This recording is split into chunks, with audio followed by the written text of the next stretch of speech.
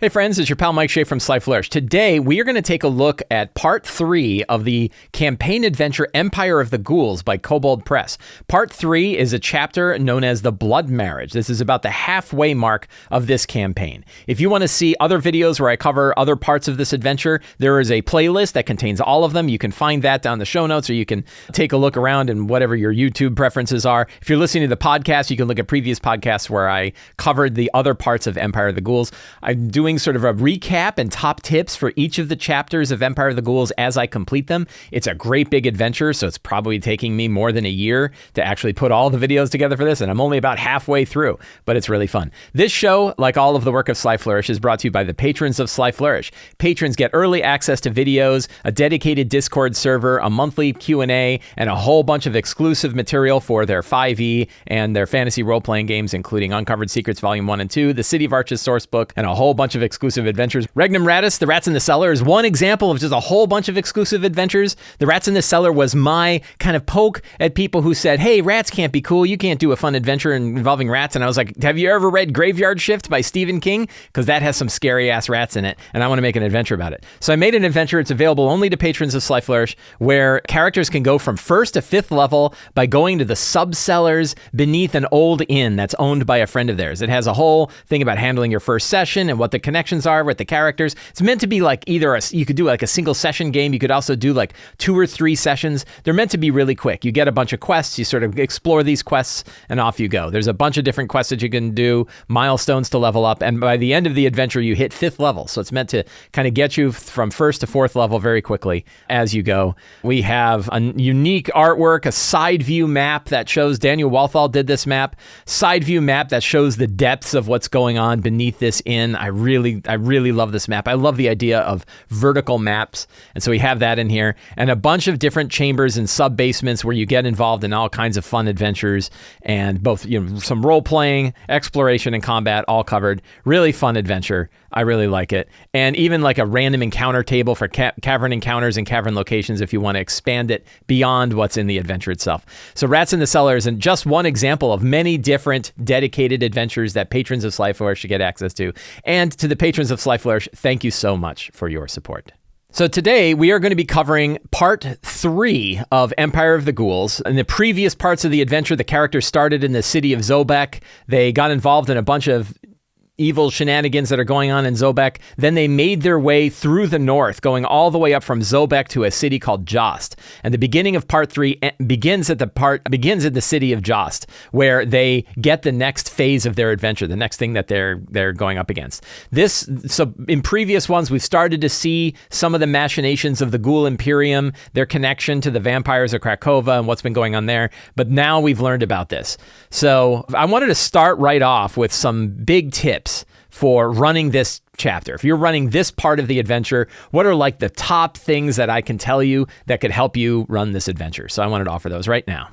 My first tip really takes place before you even start this chapter, and that's to foreshadow that the wedding is happening. This is something I did all throughout chapter 2. They got hints and little bits of information and learned little secrets that there is this wedding that is taking place. There's a big ceremony that's taking place. It's sort of a ceremony between vampires and ghouls that's sort of uniting these two groups together. It is a symbolic gesture that the ghouls and the vampires believe in, that are going to kind of bond these two empires together, these two groups together. And they learned about that before they even got the quest to go handle it. And that way it was very organic and very natural for them to finish out part 2 and then immediately get the quest that actually tells them where this wedding is taking place and what they need to do in order to get there and to stop it. So that way it wasn't this abrupt end of chapter 2 and then abrupt beginning of chapter 3. I sort of bled in the rumors of this wedding taking place so that it was in the character's mind, it was in the player's mind. And then when they heard, okay, now's your time to actually go do this, they're like, oh yeah, that's the wedding we heard the vampires and ghouls talking about when we were busy raiding in Krakova. So foreshadow, when you're running the earlier parts of this adventure, particularly chapter 2, drop in little hints that there's this ceremony taking place. That can really help. The next one is, and this is a tip for this entire campaign, this is probably my only major problem with the campaign, is there is so much travel. You travel forever. There's thousands and thousands of miles of travel. It's actually one of the benefits of the adventure. The main benefit of this adventure is you get to see such a widespread version of Midgard. This adventure is really like the Storm King's Thunder of Midgard. It is a huge adventure that shows you lots of different places, lots of different people, lots of different gods and pantheons, and how the people work with the gods and pantheons. There's so much opportunity to really showcase the whole world of Midgard. You really don't cover the east and you really don't cover the west, but you cover the entire north, the central, and the south regions, this major swath right in the center of Midgard. And the problem is, though, you're doing a lot of travel for it. And this chapter is really, the travel in this chapter is not as much of an issue as it is in chapter 2 and chapter 4, part 2 and part 4. And with part 2, you're traveling for like 3,000 miles. And then part 4, you're traveling for another like 3,500 miles. So you want to figure out how you're going to manage that travel. With this one, you want to kind of look at it and think about how are you going to play that out? Do you skip a lot of it? And basically, you can condense the regions. That's easy to do. You can also just ask, like, what are you going to do as the characters are traveling from one place to the other? One of the big things that I did is I offered multiple ways to travel. They could take shadow roads if they wanted to. The two main ways that I had them traveling was you can travel overland or you can take a shadow road.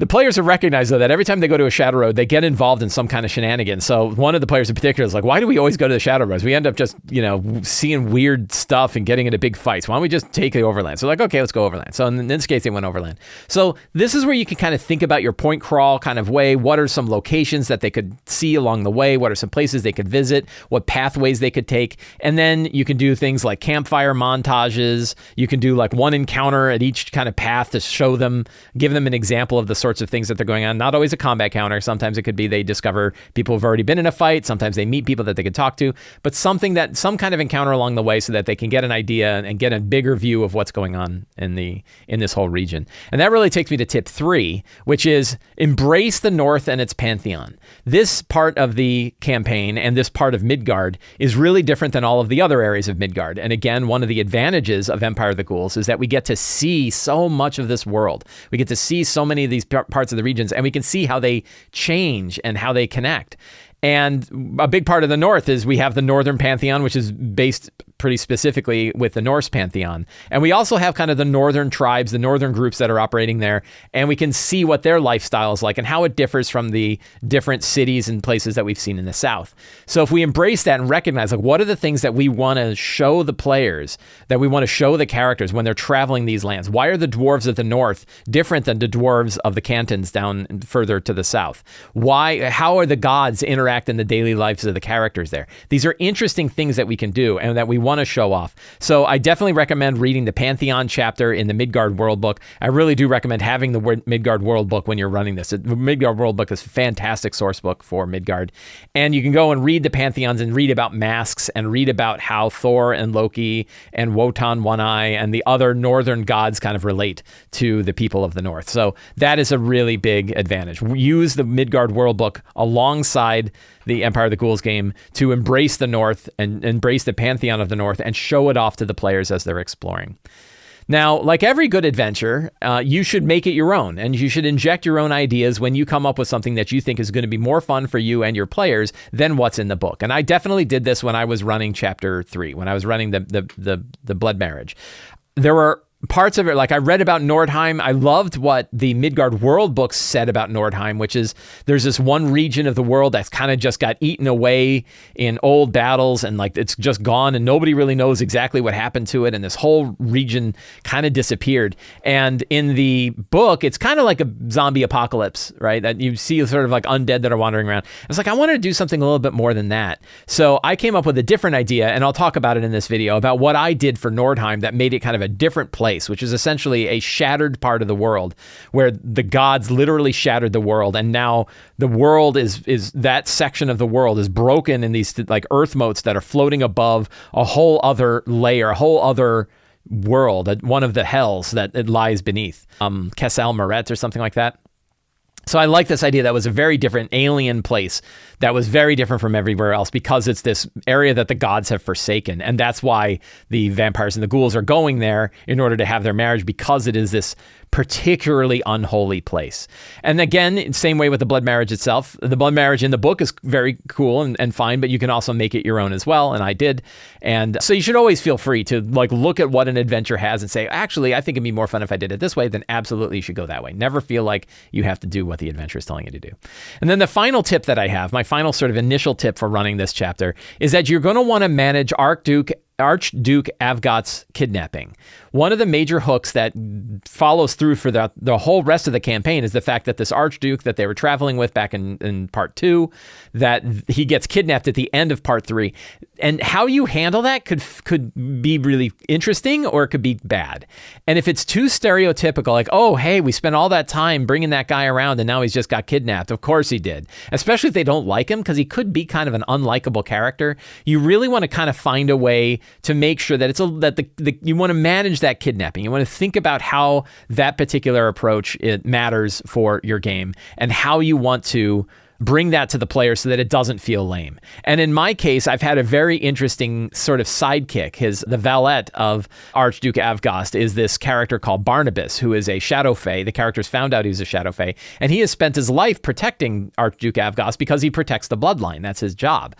And he got kidnapped as well. And they found Barnabas in the blood marriage. So when they went to the ceremony, the blood marriage, he was going to be sacrificed for the blood marriage. And they're like, wait a minute. We left you in Jost. How did you get here? Well, the answer was that the ghouls used a shadow road to bring him in. But how did you get here? And what does that mean for Archduke Avgost? And he said, they took him. They took us and they split us up and they brought me here and they took him to the south. So now it was more interesting, right? There was more details to it. And the players, I didn't get a feeling from the players like, oh, great, we have to go save this guy. It was also recognizing that regardless of what you think of Archduke Avgost and why you would want to make sure he matters to the characters, is that there's a couple ways. One is his blood, his physical blood is important. Because he's a noble, his blood in particular can be used in a ceremony to bring about an army of Darakul. The players should definitely want to stop that. And two is that he was a linchpin in bringing the dwarves together of the cantons to go and invade and defeat the vampires of Krakova. And if he's not around, the dwarves might not bother to do it because he was the only one that could kind of give them the titles that they wanted if they win this war. So even though he could be kind of this elitist jerk, he's an important part of this whole campaign, and you can sort of reinforce that he's an important part of the campaign regardless of what they think of him. It's important that they get him back. And that's something that you want to be seeding in, particularly at the end of this adventure when they find out that Avgost has been kidnapped. I think, again, just like seeding the blood marriage in, that in the later half of this adventure, you can seed in the fact that Avgost is being kidnapped or has been kidnapped. You could drop in little seeds during the blood marriage, and that's a way to sort of tie everything together. I think it works really well. So now we're going to take a look at the chapter itself. I'm going to kind of walk through it, and I'm going to talk about what happened in my own game and give some other ideas about how you might run this in your own game. So we start this. I love the artwork, by the way. The artwork is also down there in the little thumbnail. And what I liked about this chapter is it's very straightforward. The answer is there's a big ceremony that's going on. The ghouls and vampires are getting together. They're having this ceremony, and we want you to go in and disrupt it. It's a really cool, straightforward storyline. Easy for characters to grasp. Easy for the players to grasp. They kind of go there and do it. But there's still a lot of interesting things that happen in this chapter. So even though the plot of the chapter is pretty straightforward, there's still a lot of interesting things that go on, particularly in learning about the whole region of the North, which really this chapter excels at is the learning about the region of the North.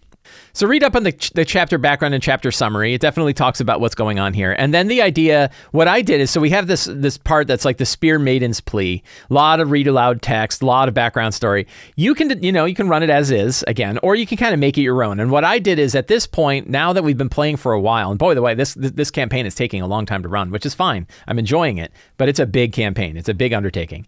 And by this point, the characters have met lots of different people. They've met the sister Hilda the Spear Maidens at Jost, they've met Duke Avgost, they've met the dwarves. So you can kind of have sort of a Elrond's council kind of moment where all of these important characters that the players have met, that they've brought together in Jost, can get together and have this conversation about, we have learned that there is a ceremony that is taking place to the north. The vampires and the ghouls are getting together. It's this symbolic marriage that is going to connect these two groups together. It seems to be really important to them. So we want to go and disrupt it, because if we do that, if we manage to split or cause any kind of rift between the ghoul Imperium and the vampires, we will be in a better spot to be able to fight them, which Duke Avgost, Archduke Avgost, and the dwarves are going to get involved in. So very clear mission, very clear drive.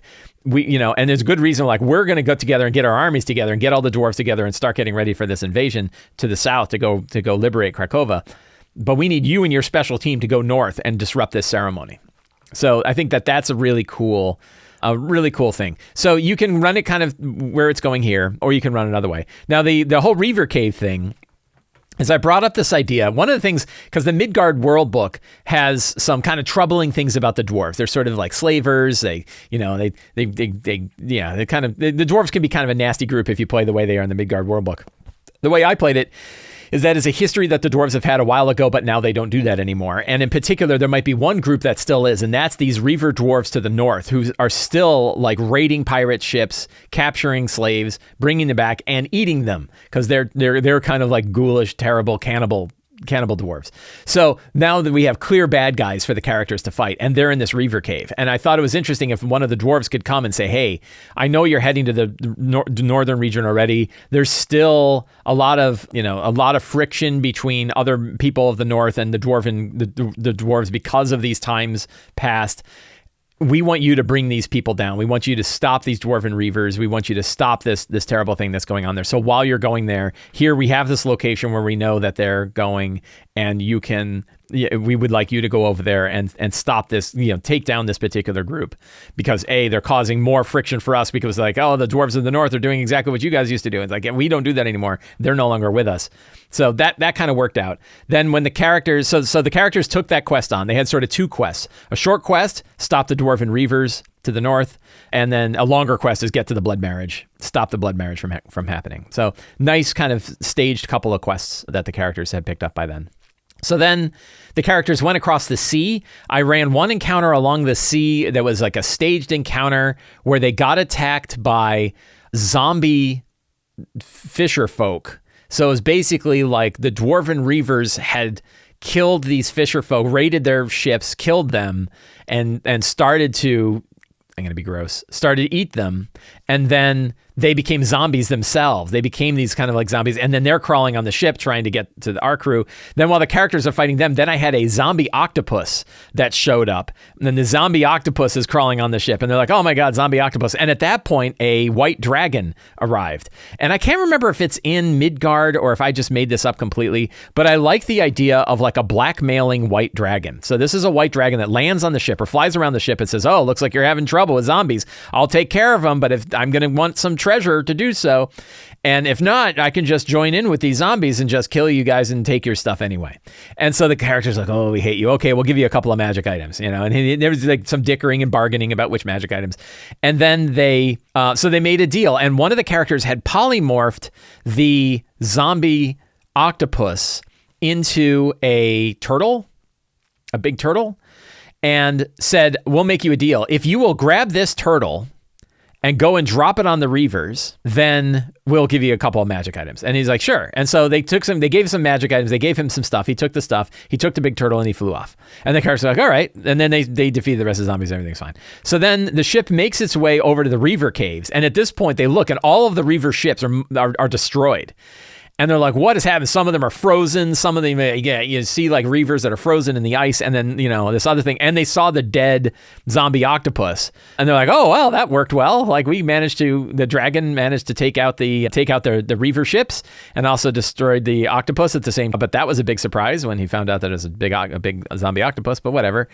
But they knew they still needed to go in the caves to take care of the rest of the Reavers, because even though they destroyed the ships, the Reavers are still there. So the characters then went into the Reaver caves, and I expanded the Reaver caves. I actually have some one of the things that I've been doing, I'm a fan of Dwarven Forge. I really love Dwarven Forge tabletop terrain. And because this game is mostly in person, every time I now have people at my table, I'm like, I want to use the best stuff that I can use to really make the experience at the table really, really good. So I've been using a lot of Dwarven Forge because after 2 years of COVID, 2.5 years, where we're playing online only, having people at the table is so much fun for me that I really want to glitz it up. I really want to make it cool. So I have these like Reaver caves that I made out of Dwarven Forge. I built it into 4 separate rooms, and then each one was on a terrain tray that I could drop in. So when they could choose which room they wanted to go to deal with the Dwarven Reavers, and then they could go in. Here was like a slave pit where they had thrown a bunch of the people in the pit, and they would pull them out regularly and conduct some kind of ceremony and eat them later. But there was a bunch of people in there that got to rescue that were from the north. And the people that were in here, other dwarves that were in here, they could rescue, and that could tell them, oh, they could go to these other realms. Particularly Wolfheim was sort of the next region they were going to go to. So the people they rescued in the Dwarven caves helped get them to that next leg of the journey. And that really worked well. Here was this was sort of the main area, big pillar up above, a bridge and frozen waters and everything like that. And so the characters got involved here. And what was fun about this is when they went into the big Dwarven Reaver boss's room, he is like talking to Vardizane, the god of, the unsated hunger, right? They follow this terrible god, cannibal god.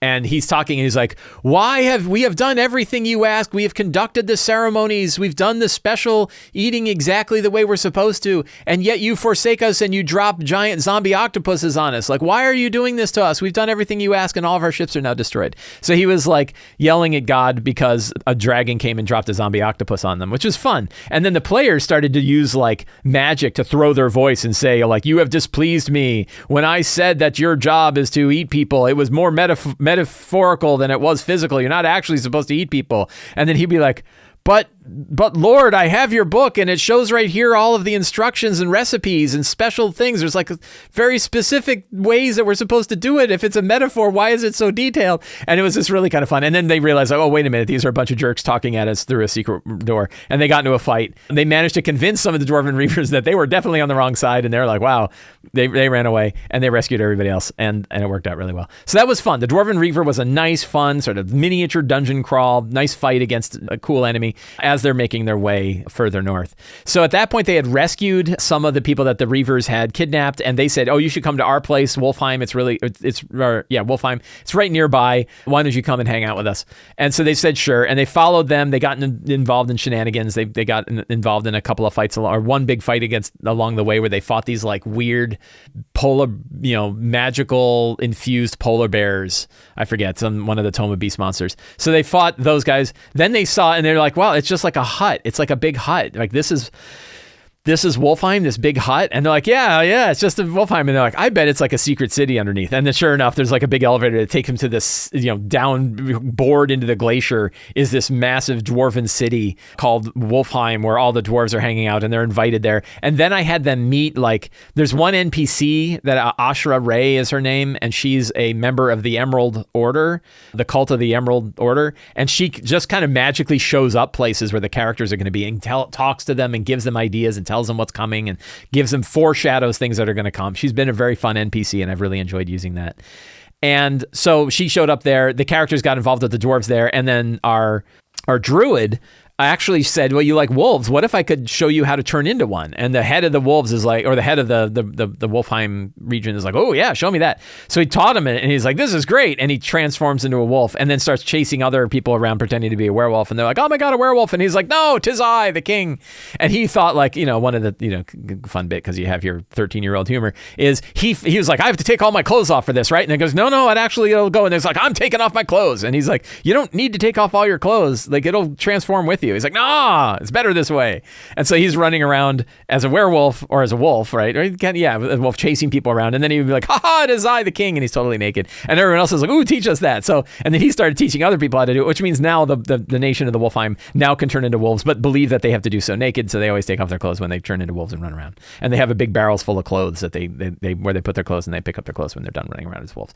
Fun, entertaining little story. The Nordheim dwarves told the characters to go across the strait, they knew they had to go to Huldramose. They said, if you want to find out about how to get to Nordheim, and that Nordheim is this cursed region of the north where the temple, the blood temple exists. It's the Midnight Temple, it's called, and that's where this blood marriage is going to take place, but they don't know how to get there. So in this case, they knew that somebody at Huldramose, the Queen of Huldramose, could tell them how to get there, help them get there. So they knew they needed to get to Huldramose. I had them cross over the strait to make their way to Huldramose and then go to this Marsh Hollow area. And I had a NPC there who kind of ruled over the region. And they'd never have figured out who it is or what she is. They think, like, is she a hag? She claims to be a god. She has a bunch of worshipers who follow us, and she seems to destroy everybody by melting their bodies with something that looks kind of like fire but isn't fire.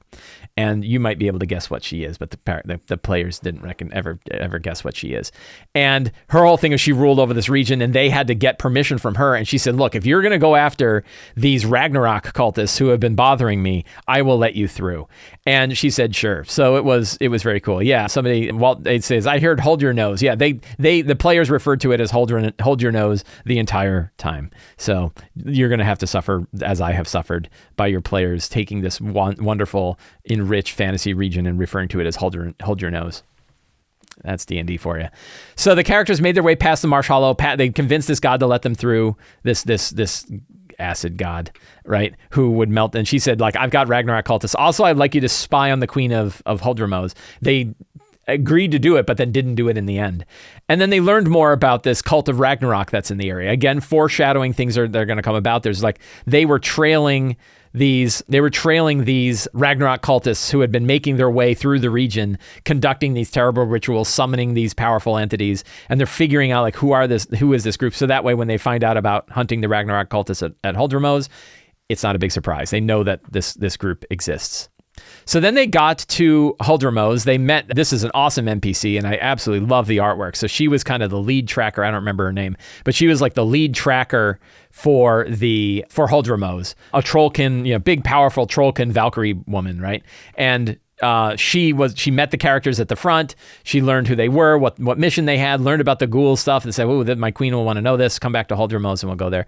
They went to Huldramose, which is very much a northern city, and again, this is that embrace the north. So I had a big statue of Wotan One-Eye's wife. I can't remember her name, which isn't in the Pantheon of Midgard, but you can pick out the one from the northern Pantheon. So I had a big statue of Frigg. Wotan One-Eye's wife was there. She's kind of standing there, sort of tall and powerful, and this sort of neat northern god. And one of the things that I really tried to promote here was that the gods are the gods are part of the daily life of the people there, and the gods are more active here than they are in the other regions where they're sort of metaphysical. Like here, every so often you will hear from them, again foreshadowing how the characters are going to be brought to Nordheim when they conduct their ritual. So they met the queen here, they talked to her, did some kind of interesting things where they found out about the secret world tree that the queen of Huldramose, the two queens of Huldramose are hiding, because they have a piece of the world tree here, and it's growing. More just kind of giving interesting lore. And again, it's this lore that really makes this campaign fun,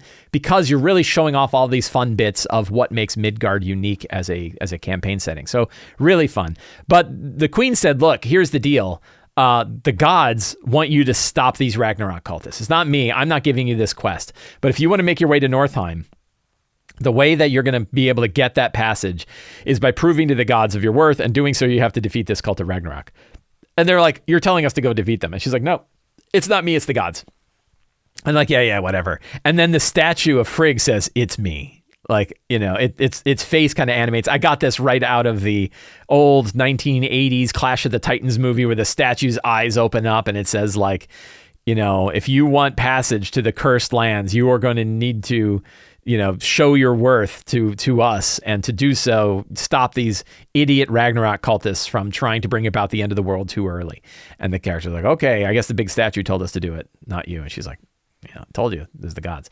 So then they went after the Cult of Ragnarok. And that was, again, a little bit more travel, but not so bad. And I kind of hand waved a lot of it. They got to see some of the forest. They got to see that like the lands around Huldramose are wild lands. There's things out there that'll kill you. This is not a safe region. There's no roads. There's no safe passage. It's way less safe and connected as the Midlands are of Midgard. I did skip all of this like combat trials. I'm just never a fan of like combat trials and tests of skills and things like that. Every time I see them in adventure, I'm like, we're just wasting time. Like we've got a bunch of encounters that we're doing just so you can roll ability checks, to save time. So I kind of threw out the combat trials, and instead I just said, your job is to go after your job is to go after the Cult of Ragnarok. Now, maybe my players would like, oh no, these trials would have been fun, but I don't know, snake handling, melee trials and stuff like that. It feels like dream sequences where like you go through a whole segment and it turns out you're just ending exactly where you started. Boasting contests. I mean, some of this stuff could be fun. It's up to you. If you look at it and you like it and you want to drop it in, go with the gods. Me, I'm like, I want to move the plot forward, right? I've got things to do. This is already a big campaign. I don't need to have a big party.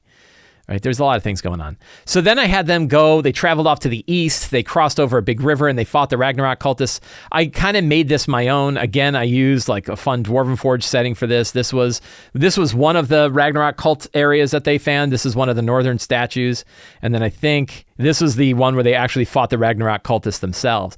The interesting fun bit with this part of the Ragnarok cultists is that one of them wasn't actually a Ragnarok cultist, but a Loki cultist who had convinced the Ragnarok cultist that Ragnarok was coming. And he's like, I did it for the lols. They're like, why did you do this? For the lols, I thought it'd be funny, right? I thought I'd tell them about this and I'd see them do their crazy rituals and then fail. And he's like, what I didn't realize is they actually are doing what they say they're going to do. So they had to fight a whole bunch of cultists. It was a great big fun battle where they had to fight all these different Ragnarok cultists. I didn't have like the hags, like the snow hags and stuff like that. You could certainly do it with those, but I thought it'd be more fun. I just used regular Ragnarok cultists, and I use Forge of Foes for all the monsters. I've been using a lot of Forge of Foes stat blocks, so because they're so much easier than digging up stat blocks or using ones. It's just use your Forge of Foes generic ones and flavor them how you want. I'm getting really addicted to that. So I used like standing stones and lots of platforms. I had like floating rocks, so there was opportunities for them to like either have to go after people that are way up high or manage to get up there themselves. They did a lot of fun because now they're getting to like 6th, 7th level, so they have a lot of fun shenanigans about teleporting around and jumping to places and pulling people down. Really good dynamic time, really fun. So then they defeated the Ragnarok cultists. They went back to They went back to Huldramose, and there the god said, you have done well, you've stopped this Cult of Ragnarok, and now you want passage to the north, and we will give it to you. Behold the Valkyries. And the Valkyries are these big flying wolves. So I had these like wolves come in. I had the players name which wolf they were flying on. These big winged wolves who were the Valkyries of the gods that say, we can take you to the edge of Nordheim, but we can't take you in there because the land is cursed. And they learned that like the god Boreas had like shattered them the god, this god in battle with other titans had taken his massive pick and smashed it into the ground and shattered the world. And now Kessal Marret, now the world is floating over a massive hellish portal to Kessal Marret, this realm of one of the hells of the Midgard setting. And and he's like, so we can't go there. The gods nor the servants of the gods do not go there, but we could take you to the edge of the place. So they got on the backs of the Valkyries, the wolves, and they flew and realized they're flying along a shadow road, that the wolves have their aerial shadow road that they're flying around. And they got attacked by a boreal dragon who was sent by Boreas because he's like, you have invaded my realm, you've invaded this area, and the boreal dragon. The characters fled from the boreal dragon, which is totally fine. And then they landed outside of Nordheim, and then they see this land, and it's literally a shattered land. It's literally like massive chunks of the land floating in the air with like little rocky floating earth motes that connect them together. And they had to pick the path that they wanted to take. Again, I gave them sort of 3 different paths that they could take to make their way across this shattered land. They decided to take like the mountain passageway on the left. There they ran into a Jotun, like one of the old frost giants of old lore, who was frozen in place. Got a quest from him to take his soul, which had been trapped here in Nordheim, and bring it outside of Nordheim so it could be freed. One of the characters did it. And then at the end, when they actually brought the soul out, the soul said, actually, I'd like to stay with you. And now he's got this powerful magic item that has the soul of a Jotun in it so that they can talk to. I love that kind of tag-along NPCs that are like intelligent magic items or magic items possessed by powerful entities that can help you. Really great way to have NPCs that the characters can bring with them everywhere they go that don't get involved in combat. So they made their way to Nordheim. They made their way through these passages, and it was really kind of fun and very, very alien world, right? Very different from any other place that they saw, which is what I really liked. I liked that better than what I had read about Nordheim in the book itself. Again, make it your own. Take what you like. If you like what they say here and you're like, no, I really like how they describe it in the book, go with the book. If you have a bigger idea and you're like, ooh, I really want it to be like this, go with what you think is cool. So I did that. And then we got to the wedding itself. There's again a bunch of cursed multitude, a bunch of stuff in the book that you can read through about how they make it through. Weird, crazy darrow that are involved here, all kinds of stuff, and that can that definitely can tie into the story of the realm too. So I'm not bashing it too much, but I was like, I just wanted it to be kind of different. And what I read here didn't grab me the same way as like my idea of like the god having smashed the realm to the north. So then they made it to the Midnight Temple themselves. And I treated this very much in what I refer to as like situational based D&D. This idea that you set up a situation, you kind of say, here's the event that's taking place, here's what's going on, here's who's there, here is where it's taking place, and here's your goal. And it's up to you to figure out how you want to do it. And I do that instead of like setting up an encounter. Instead of saying like, here's like 7 bad guys, and here's the characters, and here's like some interesting things in the arena or whatever like that. Instead of setting up as like a tactical encounter, I love to just say, here's this whole big thing that's going on here. And I have to say, like, I've done another video about it. I talked about this on the talk show a while back, so I'm not going to reiterate it too much in this video. I'll link to it down below because it was really, really cool how I ran the Midnight Temple and how it played out.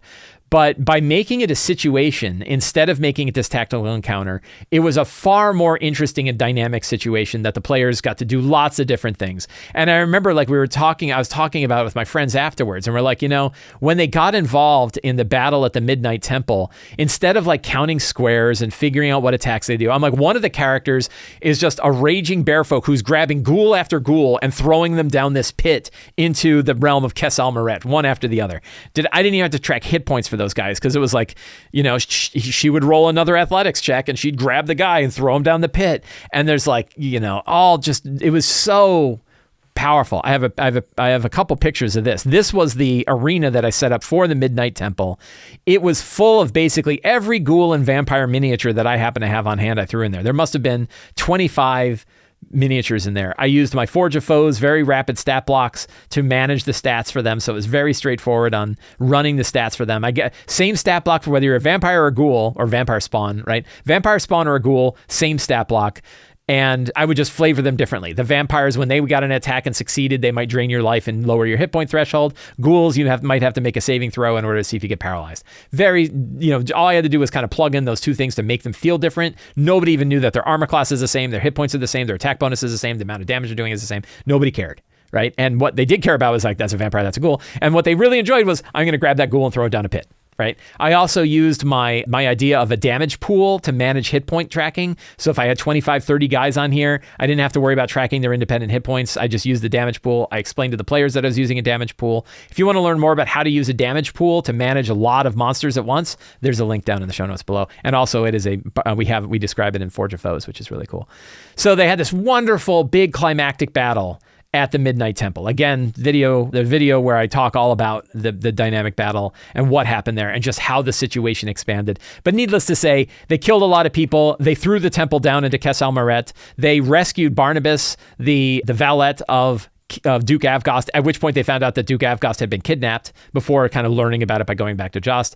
And so they managed to end this ceremony, which did shatter the rift between the vampires and the ghouls. Unfortunately, they did find out they can't lead the attack now against the vampires because the guy who was going to coordinate that attack, the guy who's going to bring all the people together to do it, has now been kidnapped. So now they have this new realm. But that was really fun. That whole segment of the Midnight Temple was a really good time. Again, you could run it as it is in there. There's a really fun map for it.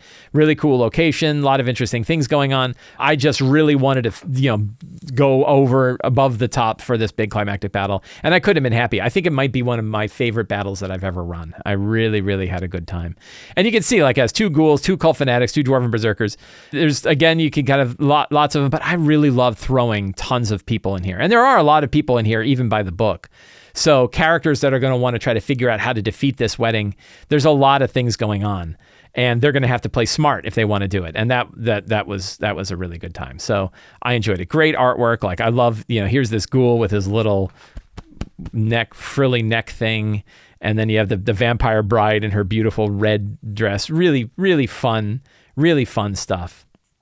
Instead of having a High Priest of Chernobog, I had the Red Mother, the Priestess of the Red Mother was running it, because I've been running this subplot that the Red Mother, the Cult of the Red Mother, the Cult of the Red Goddess, whatever she's called, Marina, which is in chapter 1, so it's kind of fun to keep the connection going, that they are losing power to the ghouls. They were the ones that were trying to bring the vampires and ghouls together. They want to have a seat at the table. They want to be the third, sort of the third seat at the table, but they're losing. The vampires and the ghouls are getting less interested in them. So they were hoping that by being the officiant for this wedding, that the priestesses of the Red Mother would be brought to the table again. But now that's shattered, and now the Red priestesses are in a really bad go. That could have a factor later on in the adventure.